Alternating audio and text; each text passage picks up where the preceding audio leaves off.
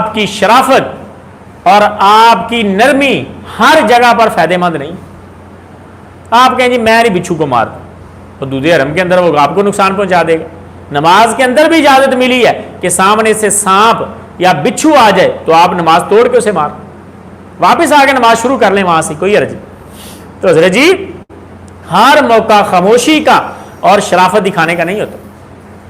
جیسے آپ کو میں نے ایک مثال پہلے دی تھی کہ وہ میرا جسم میری مرضی والے جناب وہ کافی متحرک ہوئے 2-4 سال پہلے، اور ایک ٹی وی شو میں وہ ان کی ایک آنٹی بیٹھی ہوئی تھی اور وہاں پہ خلیل الرحمان قمر اور ایک کوئی مولانا دیوبندی وہ بیٹھے ہوئے تھے. خلیل الرحمان قمر ڈرامے لکھتا ہے اور گانے لکھتا ہے، اور وہاں پہ اس نے جناب اسلام کے اوپر بولنا شروع کیا. اس آنٹی نے، خلیل الرحمان قمر نے اس کا دفاع کیا اسلام کا اور اس کی ایسی کی تیسی پھیر دی.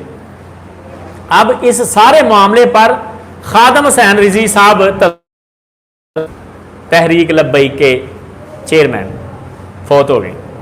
وہ تبصرہ کر رہے ہیں اور کہتے ہیں کہ میں نے جب یہ کلپ دیکھا تو مجھے اس مولوی صاحب کے اوپر غصہ آیا کہ تیری خاموشی اور تیری شرافت کا یہ وقت نہیں تھا.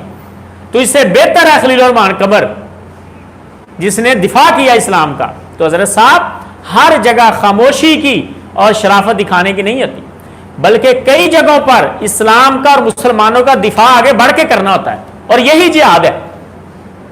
حدود حرم کے اندر بھی شریعت نے آپ کو یہ کہا کہ آپ نے اپنی شرافت اور احرام اور حرم کے احترام کے اندر آپ نے پیچھے نہیں ہٹ جانا، بلکہ ان چیزوں کو قتل کیا جائے گا.